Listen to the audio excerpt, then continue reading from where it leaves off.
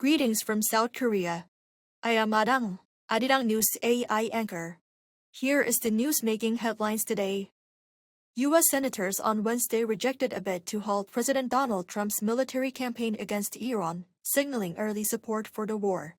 The war powers resolution, which would have required congressional approval for further strikes, failed in a largely party-line vote, with a similar showdown now looming in the House on Thursday. The vote comes as President Trump doubles down on the campaign, issuing a stark warning after Iran's supreme leader was killed in joint U.S.-Israeli airstrikes over the weekend. Trump said anyone who appears eager to assume Iran's top post ends up dead, while praising what he calls the success of Operation Epic Fury, claiming Iranian missiles and launch systems are being rapidly wiped out.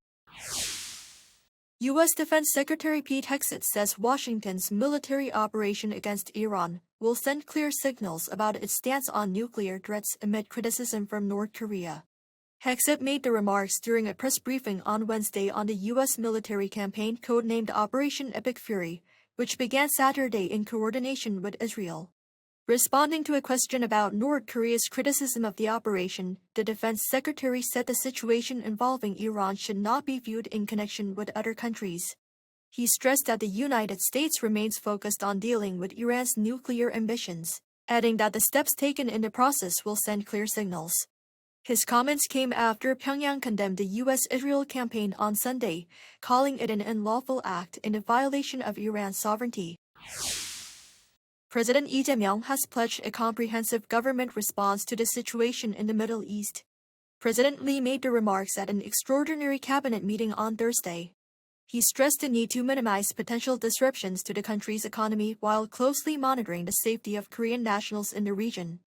Lee instructed officials to prepare contingency plans for possible emergency evacuations, including the use of military aircraft and chartered flights if necessary.